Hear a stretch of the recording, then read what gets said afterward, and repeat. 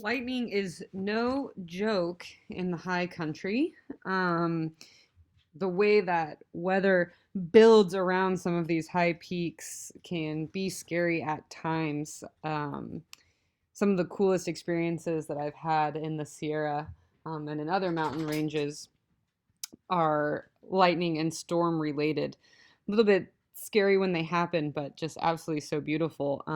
But so much of enjoying these storms and the lightning and the beauty that comes from them has to do with understanding them and making sure that you know how to prevent these injuries, and making sure that you know how to make good choices so that way you don't find yourself in a bad situation. Um, so, what do you do before the storm arrives? Well, to begin, one of the things that you don't want to tell yourself is, oh, that storm doesn't look too far. Weather moves quickly, and so you want to be prepared for that. Okay, so make sure that you're picking campsites that meet these safety precautions. So make sure that you're looking at the trees. Do they look like they have been struck by lightning? Do they look like they attract lightning? Are there trees? Are you below tree line or above tree line?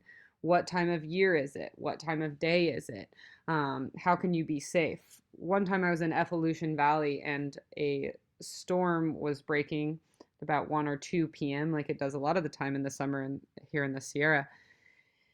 And we were above tree line, or almost above tree line, rather. And we found a low spot away from any trees that looked like they had been struck and actually set up the tent for shelter during this time, again right below some of these trees just close to tree line. um, and the way Evolution Valley works is you're in the valley, but there's these massive rock peaks around you. And this lightning storm came through and was hitting the rocks so intensely that it was actually causing rock slides all around us. Now, far away from us, we weren't in danger if anything didn't get too bad.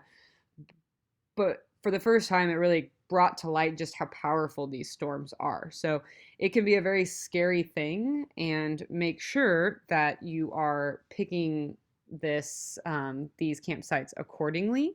That the after effects of some of this lightning doesn't risk your life or safety. So this is what I'm talking about with local weather patterns. So when it's really hot here in the valley, so in our July and August time, the Sierra and the high country, because of the way the storms build, we have lightning storms most day, lightning and thunderstorms most days. Okay. Um, Always figure out what the turnaround times are. And the amount of time you need to get back. Okay, so these lightning prone areas, high country above the tree line, we want to start being aware of those things. So as far as plotting storms and using this method, when a flash of lightning happens, the boom of thunder is about 5 seconds. The storm is approximately 1 mile away.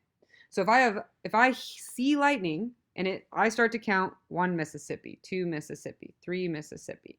If I can get up to 5 before I hear that thunder, that means that the storm is approximately 1 mile away.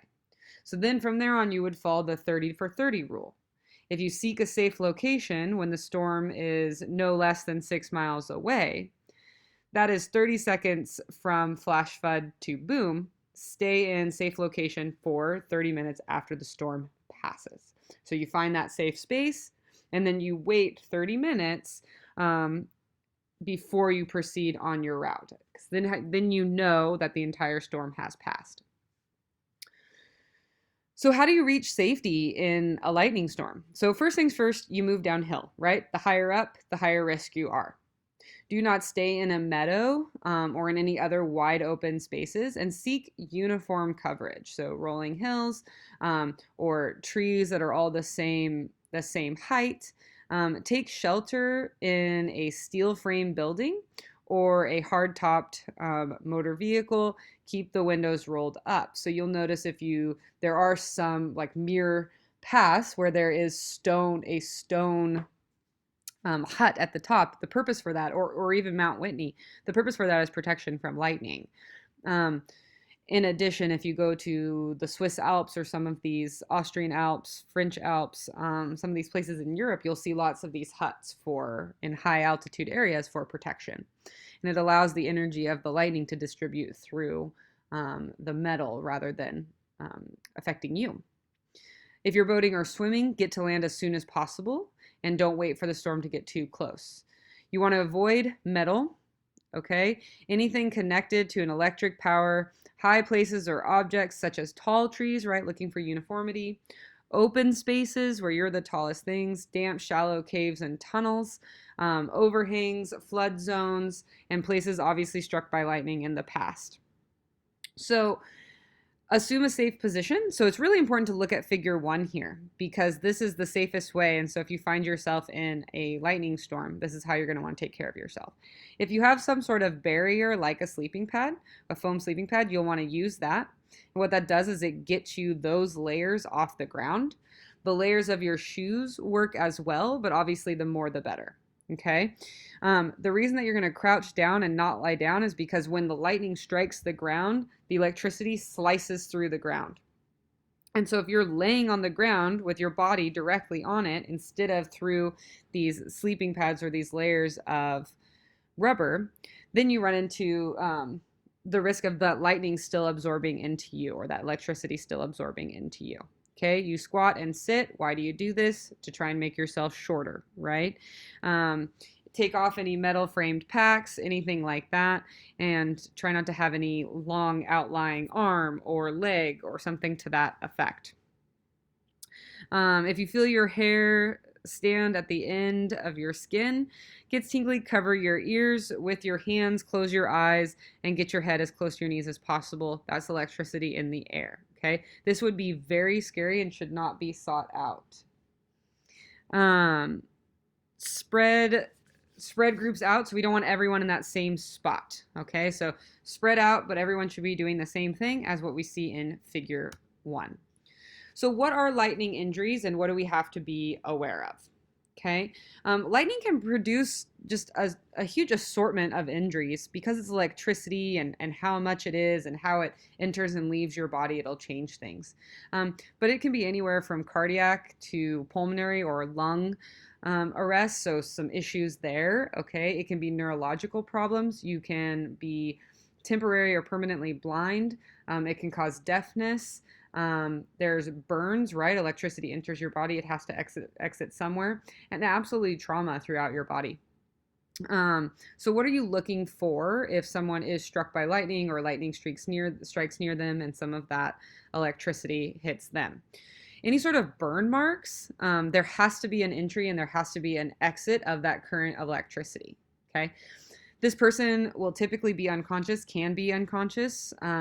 There's trauma such as fractures or dislocations, dazed and confused behavior, trouble breathing, and weak, irregular, or absent pulse, right? So basically, we're looking for symptoms of that list above of what types of injuries lightning can cause. So how do you give care? Begin with CPR. Okay, so this is immediately if needed. If the person doesn't have a pulse, we got our ABCs, right? Can't have circulation, can't survive.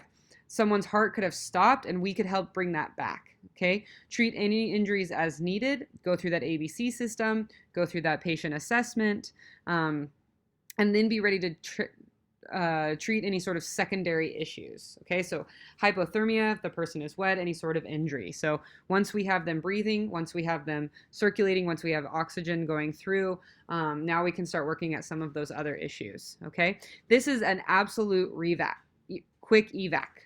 Okay, get this person out, get them to safety, and they need to be evac'd as soon as possible.